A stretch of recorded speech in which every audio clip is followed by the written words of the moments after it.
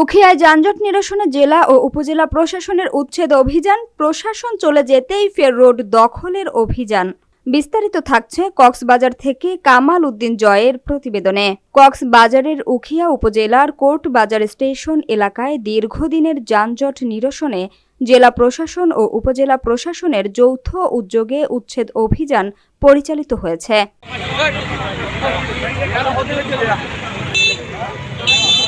অভিযানে সড়কে অবৈধভাবে রাখা মালামাল, মোটরসাইকেল ও বিভিন্ন যানবাহন জব্দ করা হয়।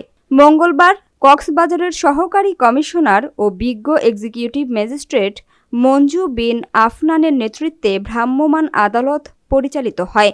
অভিযানের সময় কোর্টবাজার স্টেশন সংলগ্ন সড়কে যান চলাচলে বিঘ্ন সৃষ্টিকারী অবৈধ স্থাপনা ও পার্কিং উচ্ছেদ করা হয়।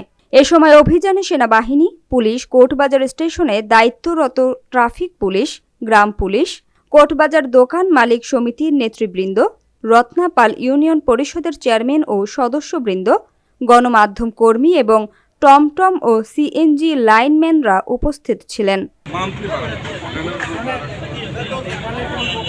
উচ্ছেদ অভিযানে অবৈধভাবে সড়ক দখল করে রাখা মালামাল, মোটরসাইকেল ও মিনি টমটম জব্দ করা হয়। পাশাপাশি রাস্তার পাশে অবৈধ ফুটপাত দখল, মালামাল রাখা, অবৈধ পার্কিং এবং দোকান বসানো থেকে বিরত থাকার জন্য ব্যবসায়ী ও সংশ্লিষ্টদের কঠোরভাবে সতর্ক করেন প্রশাসন। তবে স্থানীয়দের অভিযোগ, প্রশাসনের অভিযান শেষ হওয়ার কিছু সময় পরই আবারও সড়ক দখল শুরু হয়। ফলে যানজট নিরসনে স্থায়ী সমাধান নিয়ে শঙ্কা প্রকাশ করেছেন সাধারণ মানুষ। তারা নিয়মিত নজরদারি ও স্থায়ী ব্যবস্থা গ্রহণের দাবি জানান। আধা ঘন্টা থেকে 40 মিনিট সময়ের ভিতরে দোকান বসবে না, কোনো বাইক দাঁড়াবে না, কোনো পার্কিং হবে না। হইলে সেটার দায় আপনার। উল্টা বলে আমাকে জানাবেন, আমাদেরকে জানাবেন যে যখন আপনারা বললো শুনবেন আমাদেরকে জানাবেন। আর দ্বিতীয় বিষয়, এই যে এগুলা যে বস্তা ফেলছেন না, এগুলো সব তুলবেন, তুলে এই জায়গা একদম পুরো পরিষ্কার রাখবেন।